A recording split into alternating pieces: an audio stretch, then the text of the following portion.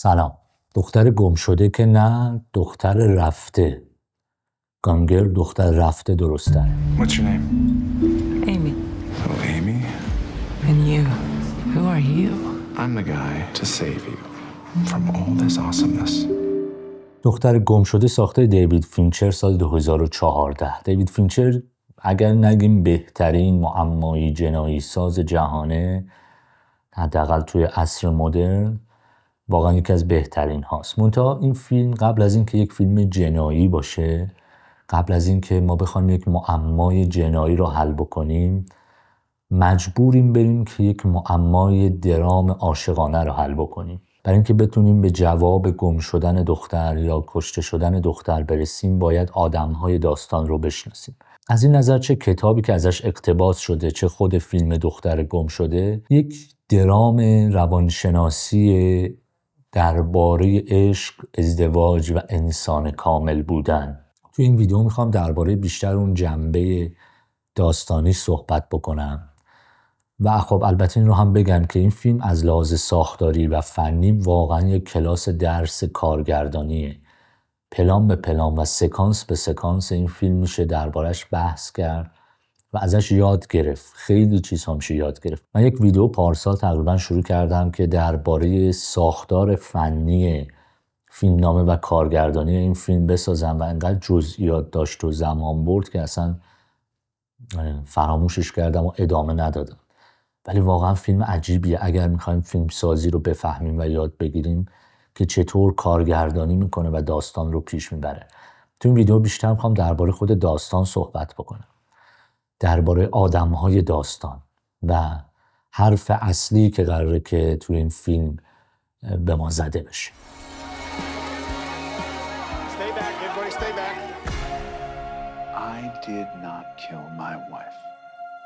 I am not a murderer. آدم‌های داستان توی یک دنیایی به وجود میان، زندگی میکنن که بسیار رسانه محوره. این فیلم سال 2014 پخش شده و هول و هوش همون 2000 در واقع 11-12 ساخته شده. همون موقع ها تقریبا نوشته شده، زمانی که آغاز دوران جهان ارتباطات بود، زمانی که رسانه های اجتماعی قدرت زیادی رو تازه داشتن پیدا می‌کردن و تازه عصرشون داشت شروع می‌شد. خب الان که دیگه کاملا قدرت رو در دست گرفتن و الان مهمترین عنصر تعیین کننده سیاست و فرهنگ و اجتماع هستن. توی اون دوران این فیلم ساخته شد و یک همچین دغدغه‌ای توش وجود داشته.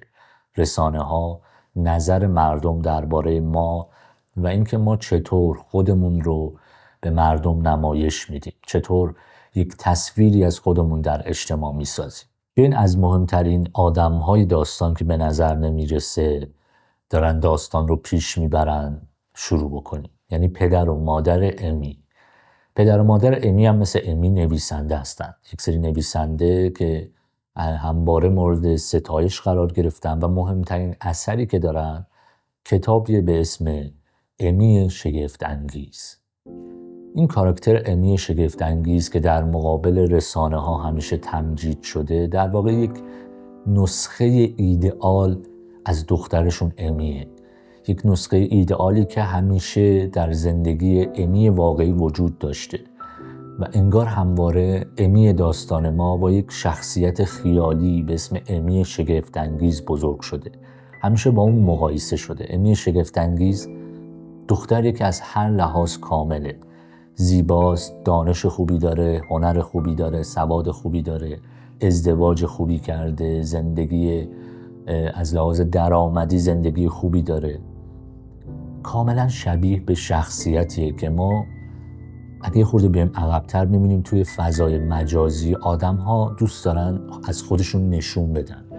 یک زندگی ایدئال، یک آدمی که از همه لحاظ کامله، یک آدمی که به سمت رویاهاش حرکت میکنه و حتی توی جریان جدیدتر می‌بینیم که آدم‌ها حتی با زخم‌هاشون، با دردهاشون و با کمبودهاشون هم شوآف میکنن. یعنی اگر این مال اون دنیایی که تازه رسانه ها داشت آدم‌ها رو شبیه به آدم‌های کامل نشون میداد، تو این دوران جدیدتر ما حتی داریم با زخم‌هامون و بدبختی‌هامون هم شوآف میکنیم و میگیم ما با یک همچین زخم‌هایی داریم زندگی میکنیم و میجنگیم. انگار همه ما به دنبال ساختن یک امی شگفت انگیز هستیم توی زندگی خودمون. برای چی؟ برای نشون دادن به رسانه ها و قضاوت مردم از ما. همین باعث میشه امی زن داستان ما همواره با یک حقارت ناخواسته بزرگ بشه، با یک عقده‌ای که مقایسه میشه همیشه با نسخه ایدئال خودش. و خب همین باعث میشه این شخصیتی که ما باش روبرو هستیم شخصیتی باشه که چیزی براش مهمتر از این نباشه که در دید عموم مردم یک آدم کامل و یک زندگی کامل داشته باشه. یک همچین کاراکتری که این احساس همیشه درش وجود داره که باید یک آدم کامل، موفق و از همه لحاظ ایدئال باشه، وارد یک رابطه عاشقانه میشه. و خب تصور یک همچین آدم‌هایی از زندگی عاشقانه و از رابطه عاشقانه هم یک رابطه ایدئاله. Everyone told us marriage is hard work. Not for me and Nick. در واقع در ذهن این آدم‌ها رابطه عاشقانه است و رابطه در واقع کامله که یک سری شاخصه هایی داشته باشه که در حقیقت این شاخصه ها وجود ندارن و نمیشه بهشون بسنده کرد. خب از دید یه همچین آدم‌های چه رابطه هایی کامله، چه عشق به چه معناست؟ توی همچین رابطه های عشق وقتی معنا داره، وقتی درسته، وقتی کامله که هر دو طرف همواره خوشبخت باشن، در تمام لحظات احساس خوشبختی بکنن. و خب این توی واقعیت وجود نداره. توی واقعیت این اتفاق امکان نداره بیفته، خصوصا توی سالیان دراز. توی فیلم هم ما با یک تدوین فوق‌العاده دوران‌های مختلف این رابطه رو می‌بینیم، از زمان آشناییشون، اول رابطه‌شون که اتفاقا همه چیز همونطور که امی در ذهن ایدئالگراش داره شکل میگیره، یک رابطه پر از صمیمیت، پر از شوق و اشتیاق و خوشحالی و خوشبختی. اما هرچی جلوتر میریم و مشکلات زندگی وارد این رابطه میشه، نوع عملکردشون نسبت به این مشکلات با هم متفاوته و هر دو رو از اون خوشبختی و خوشحالی دور میکنه. نیک از لحاظ اقتصادی به مشکل میخوره، زندگیشون دچار مشکلات اقتصادی میشه و خب عملکرد نیک که یک آدمی که متفاوته با امی کاملا نسبت به مشکلات زندگی اینه که اونها رو رها میکنه، به سمت تنبلی میره، ریاکشنی نشون نمیده، خودش رو کنار میکشه از این مشکلات و انگار داره یک دورانی رو سپری میکنه برای اینکه بتونه هضم بکنه این مشکلات زندگی رو. امی ایدئالگرایی که باید نمایش بده رابطه خوبشون رو با بقیه، تمام مدت سعی میکنه که این ضعف‌های نیک رو پوشش بده، این تنبلیش رو، این بیکاریش رو، این مشکلات اقتصادیش رو برای بقیه پوشش بده. نمایشی که برای بقیه داره نمایش مثبتی باشه از رابطه‌ای که با نیک داره.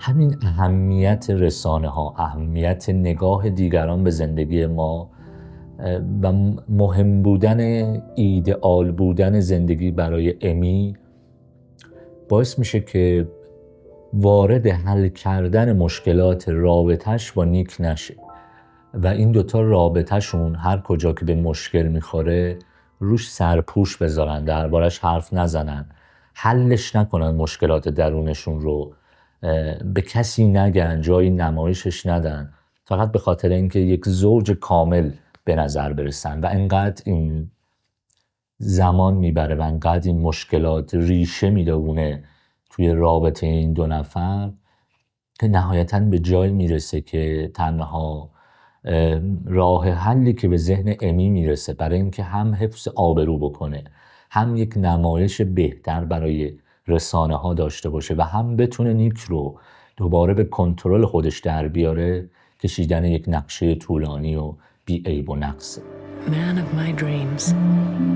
This man of mine may truly kill me. به این نکته باید دقت بکنیم که حتی توی کاراکتر دختری که نیک با اون به امی خیانت میکنه، جایی که دیگه امی میبینه و تصمیمش رو میگیره تا نقشش رو عملی بکنه، یه چیز مهمی وجود داره و اونم اینه که این دختر به نیک احساس مهم بودن میده، احساس اهمیت داشتن توی زندگی میده و انگار اعتماد به نفس اون رو داره برمیگردونه با رفتارهاش و حرفاش، چیزی که اتفاقا امی از نیک میگیره در طول زندگیشون. و هر کجا که نیک به مشکل خورده، امی به جای اعتماد به نفس دادن در حال کنترل کردن اونه، در حال پوشوندن ضعف‌های اونه و همین باعث میشه کم کم نیک اون اهمیتی که توی زندگی داره، اون اعتماد به نفسی که داره رو از دست بده و به دنبال جبران کمچین حسی بره خیانت بکنه.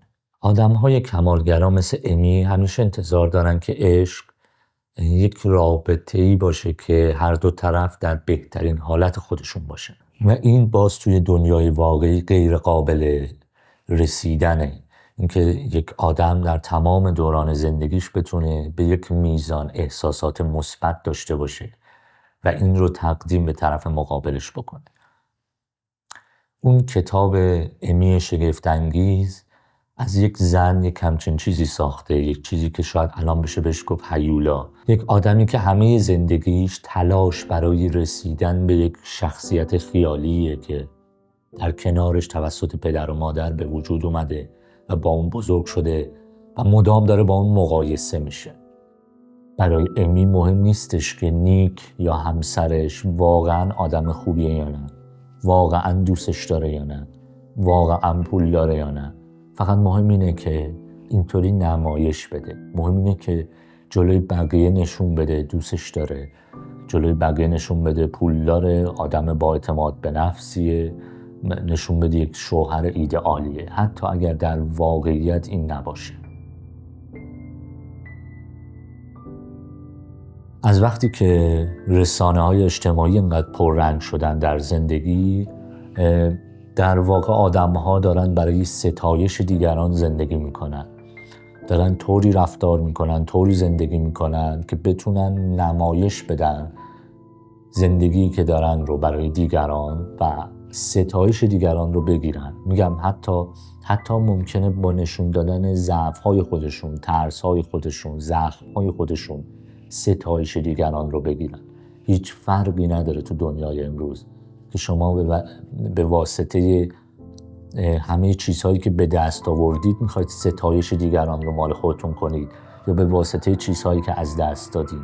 مهم اینه که این رسانه‌های جدید از ما آدم‌هایی ساختن که برای دیگران داریم زندگی میکنیم و این فیلم به شدت هوشمندانه داره یک همچین تصویری از زندگی مدرن و جامعه امروزی به ما نشون میده، حتی اگر در ظاهر به نظر نرسه.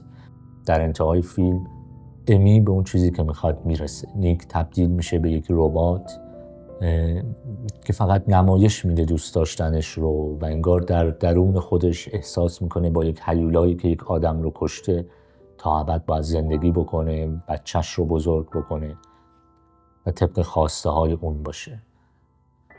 امیدوارم که از سال 2014 تا الان امی و نیک همدیگر نکشته باشن. مراقب خودتون باشین. فعلا خدا نگهدار. You ever hear the expression, the simplest answer is often the correct one? Actually, I've never found that to be true.